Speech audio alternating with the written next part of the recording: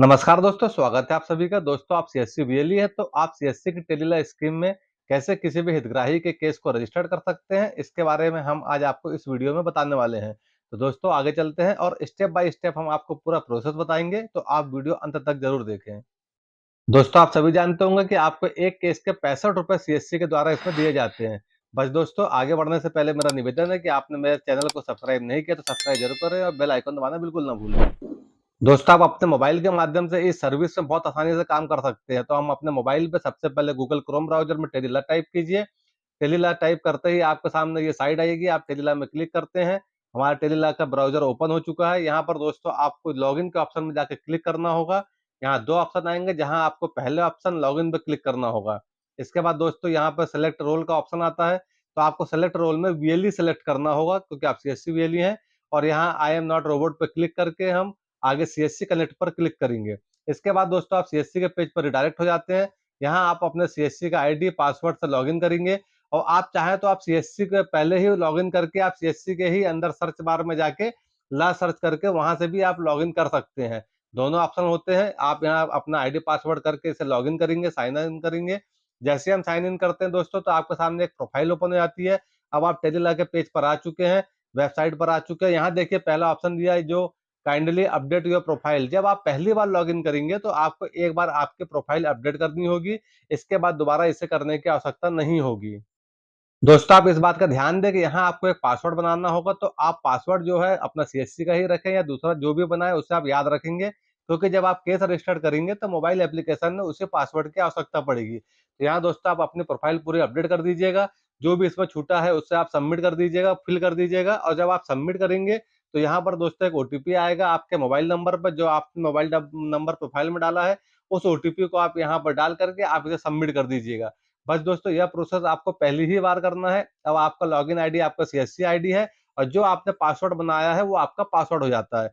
दोस्तों, आप चाहे तो यहाँ से भी केस रजिस्टर कर सकते हैं, वेबसाइट से भी। पर हम यहाँ से अब चलते हैं, मोबाइल एप्लीकेशन को डाउनलोड करते हैं और हम मोबाइल एप्लीकेशन में कैसे केस रजिस्टर करेंगे हम वो आपको बताएंगे। दोनों का प्रोसीजर सेम होता है, पर मोबाइल एप्लीकेशन से आप आसानी से केस रजिस्टर कर सकते हैं। तो दोस्तों, इसके लिए आप अपने प्ले स्टोर पर आ जाइए। आपके मोबाइल के प्ले स्टोर पर हम आते हैं। यहाँ पर आप टाइप कीजिएगा टेलीलॉ फॉर सिटीजन। ये देखिए दोस्तों, हमने टेलीलॉ टाइप किया, यहाँ पर आ चुका है टेलीलॉ फॉर सिटीजन। यहाँ पर इस एप्लीकेशन को आप इंस्टॉल कर लीजिए। हमने पहले से इंस्टॉल कर रखा है, तो हमें अपडेट का ऑप्शन दिया है। बीच-बीच में इससे आप अपडेट ज़रूर करते रहें, कुछ ना कुछ अपडेट होते रहता है। तो इस एप्लीकेशन को आपको डाउनलोड कर लेना है अपने मोबाइल एप्लीकेशन अपने मोबाइल पर, और इसी के माध्यम से हम किसी भी बेनिफिशियरी का केस ऑन स्पॉट रजिस्टर कर सकते हैं। बढ़िया, इसमें एक केस रजिस्ट्रेशन के 65 रुपए सीएससी से आपको दिए जाते हैं। आप मैक्सिमम 40 केस रजिस्टर्ड कर सकते हैं। इस तरह से आप 2600 रुपए की एक अच्छी इनकम इसके माध्यम से कर सकते हैं। तो देखिए हमारा जो एप्लीकेशन है उसे हमने अपडेट कर लिया है। यहाँ पर हम इसे ओपन करते हैं और फिर हम आपको आगे बताते हैं कि आप इसमें कैसे केस रजिस्टर्ड करेंगे। तो एप्लीकेशन ओपन करने के बाद आप इसमें लॉगिन कीजिए। इस टाइप से एप्लीकेशन का इंटरफेस आ जाएगा। यहाँ पर हम जाते हैं आगे। हम यहाँ एक आप लैंग्वेज सेलेक्ट कर लीजिए कोई भी। हमने इंग्लिश किया, आगे बढ़ा। दोस्तों, यहाँ 3 ऑप्शन है, तो आपको यहाँ बीएलई के ऑप्शन पर क्लिक करना है। हितग्राही चाहे तो डायरेक्ट भी लॉगिन करके यहाँ पे काम कर अपना केस रजिस्टर कर सकता है। हम बीएलई के ऑप्शन पे क्लिक करेंगे। यहाँ आप आपका सीएससी आईडी और पासवर्ड डालेंगे और लॉगिन करेंगे। इसके बाद हम आगे पेज पर पहुँच जाते हैं और कोई हितग्राही चाहे तो डायरेक्ट केस इसमें रजिस्टर कर सकता है, इसलिए बेनिफिशियरी का ऑप्शन दिया होता है। जैसे हमने लॉगिन किया, देखिए हम यहाँ पर आ चुके हैं मेन पेज पर। यहाँ दोस्तों साइड में 3 लाइन दी है, यहाँ क्लिक करते हैं। यहाँ दोस्तों आपको पहले किसी एप्लीकेंट को ऐड करना होगा, तो हम यहाँ ऐड एप्लीकेंट पे क्लिक करेंगे। यहाँ एप्लीकेंट का नाम और मोबाइल नंबर आप डालेंगे और साइन अप करेंगे। दोस्तों, एक बार एप्लीकेंट को ऐड करके आप उसके 3 केस रजिस्टर कर सकते हैं महीने में। यहाँ एक ओटीपी जाएगा एप्लीकेंट के मोबाइल नंबर पर, उस ओटीपी को यहाँ डाल के हम इसे सबमिट करेंगे। जैसे हम सबमिट करते हैं तो उसके बाद कुछ मामूली सी जानकारी पूछी जाती है, तो इस एप्लीकेंट की आप जानकारी भर दीजिए। एप्लीकेंट दोस्तों मैं फिर बता दूं, एक बार आप ऐड करेंगे ये हमेशा के लिए ऐड हो जाएगा, आपको बार-बार उन्हें ऐड करना नहीं होता है। जब भी हमें आवश्यकता है हम उनका केस ऐड कर सकते हैं। यहाँ जो भी जानकारियाँ हैं एप्लीकेंट से संबंधित यहाँ पूरी फुलफिल कर दीजिएगा आप, और एक उनका भी पासवर्ड क्रिएट होगा, उस पासवर्ड को बना लीजिएगा। उनका पूरा एड्रेस यहाँ पर सबमिट हो जाएगा, यहाँ पर उनके मोबाइल नंबर, ईमेल आईडी अगर है तो वो डाल देंगे।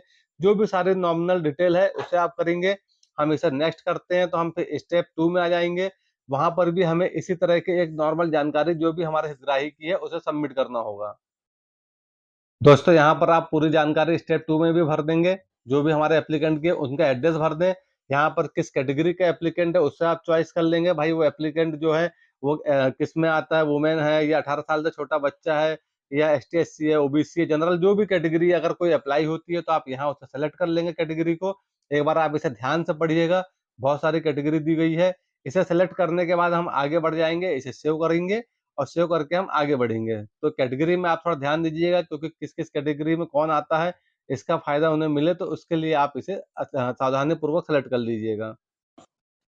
फिर दोस्तों हम आगे बढ़ते हैं। देखिए यहाँ पर अगर उस एप्लीकेंट की फोटो है तो आप फोटो अपलोड कर सकते हैं उनकी, या कोई डॉक्यूमेंट्स है। अगर आपने कैटेगरी सेलेक्ट की है और यहाँ पूछा हुआ do you have proof of eligibility, अगर उस एलिजिबिलिटी कोई प्रूफ है तो आप यहाँ डॉक्यूमेंट जरूर अपलोड करें, अन्यथा ये सेव नहीं होगा। और अगर नहीं हो तो आप उसे नो करके यहाँ पर एक चेकबॉक्स में मैसेज आएगा डिक्लेरेशन का, उस पर आप चेकबॉक्स पर टिक कर दीजिएगा, मैसेज पे डिक्लेरेशन दे दीजिएगा कि अगर भविष्य में कभी मांगा जाएगा तो हम दे सकते हैं, और यहाँ इसे सेव कर दीजिएगा।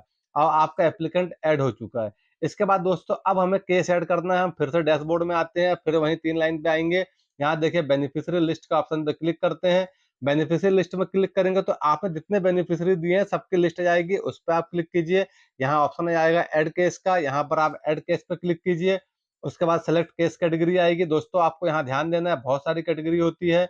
आप देख लीजिए कि जो आप केस रजिस्टर करना चाहते हैं, जो हितग्राही का केस है वो किस कैटेगरी में आता है। अगर आपको समझ में नहीं आता है कि यह किस कैटेगरी का है तो आप इसे अदर कर देंगे। यहाँ पे आप गलत कैटेगरी सेलेक्ट नहीं करना है आपको। अगर हमें समझ नहीं आता तो हम अदर कर दें। आगे डिस्क्रिप्शन से हम उस केस के बारे में लिख देंगे, और अगर क्लियर है, हमें समझ में आता है तो आप उस कैटेगरी में उसे डाल देंगे। इसके बाद हम नेक्स्ट करते हैं दोस्तों, तो इस तरह से आपके पास लॉयर्स की लिस्ट आ जाएगी सामने। यहाँ दोस्तों आपको किसी भी एक लॉयर को सेलेक्ट करना है। अगर आप वेबसाइट से करेंगे तो आपको ये ऑप्शन नहीं आएगा, एप्लीकेशन से आता है। हमने लॉयर सेलेक्ट कर लिया, एप्लीकेशन, मोबाइल एप्लीकेशन में ही ऑप्शन देता है। दोस्तों इसके बाद देखिए यहाँ पे टाइम का भी ऑप्शन है, तो अब हमें यहाँ पर केस डिस्कशन का ऑप्शन दिया हुआ है। दोस्तों यहाँ पर जो भी केस है, हितग्राही की जो भी समस्या है जिसके लिए वह सलाह चाहता है, आप उसे यहाँ पर लिख देंगे। कम से कम 50 शब्दों में इसे यहाँ पर क्लियर मेंशन करें कि उन्हें किस समस्या से संबंधित सलाह चाहिए। यहाँ लिखने के बाद हम आगे बढ़ेंगे। यहाँ अगर कुछ डॉक्यूमेंट्स है उससे संबंधित तो आप डॉक्यूमेंट डाल दीजिए केस से संबंधित, नहीं है तो उसे छोड़ दीजिए। आगे आइए, आप एक डेट सेलेक्ट कीजिए। हो सकता है कि आपके जिस डेट में केस करना है उसमें स्लॉट ना हो, तो यहाँ ऑप्शन आएगा नो स्लॉट अवेलेबल। ऐसी स्थिति में दोस्तों आप या तो वकील चेंज कीजिए या फिर डेट चेंज कर लीजिए। हमने अगली डेट देखी, देखिए यहाँ स्लॉट दिखा हुआ है, बहुत सारे स्लॉट खाली है। यहाँ हम एक स्लॉट बुक करते हैं, जो व्हाइट है वो खाली है। हमने जब बुक किया तो ये ऑरेंज हो जाएगा। और यहाँ पर आपको ध्यान देना है कि अगर आपको एक वकील में नहीं है तो आप दूसरे वकील को जरूर चेंज करके देखें, शायद दूसरे में स्लॉट मिल जाए। हमने स्लॉट सेलेक्ट किया, नीचे से सबमिट किया। अब आपके सामने एक बार यह पेज आ चुका है। देखिए यहाँ पूरा क्लियर दिया हुआ है कि केस किस डेट के लिए, किस टाइम स्लॉट के लिए बुक हो रहा है। आप यहाँ पर इसे सबमिट कर देंगे। एक बार पूरी डिटेल देख लें अच्छे से। जैसे ही आप सबमिट करते हैं तो एक बार पुनः केस सबमिट के समय ओटीपी आएगा, उस ओटीपी को आप लेकर के यहाँ डालें। एक बात का ध्यान देना है आपको कि ओटीपी आपके कॉल पर फ़ोन आएगा, ना कि मैसेज आएगा। इस बात का आप ध्यान रखें कि ओटीपी कॉल पर आता है। यहाँ पर हमने उस ओटीपी को डाला और इसे सबमिट किया। दोस्तों जैसे ही आप सबमिट करते हैं, आपका केस, आपके हितग्राही का केस सक्सेसफुली रजिस्टर्ड हो चुका है। जिस टाइम पे, जिस डेट पे आपने रजिस्टर्ड किया है, जिस लॉयर के पास रजिस्टर्ड हुआ है, वह उस टाइम डेट पे उन्हें कॉल करेंगे और उन्हें जो भी समस्या है उसके लिए उचित उन्हें सलाह देंगे। बस हमारा काम यहाँ से खत्म हो जाता है। इसके बाद पैनल लॉयर खुद ही कॉल करते हैं और केस को कंप्लीट करते हैं। इस तरह से एक केस कंप्लीट होने के आपको ₹65 दिए जाते हैं। मंथ एंडिंग के बाद इसका पे आउट आपका बनता है। तो दोस्तों इस तरह से आप केस बहुत आसानी से रजिस्टर्ड कर सकते हैं। दोस्तों अगर आपको इससे संबंधित कोई भी समस्या हो, कोई डाउट हो, तो आप चैट बॉक्स पे मैसेज कीजिएगा, मैं उसका रिप्लाई दे दूँगा और आप इसमें काम करके एक अच्छी इनकम कर सकते हैं। बस दोस्तों इसी के साथ मैं विदा लेना चाहूँगा। जय हिंद दोस्तों।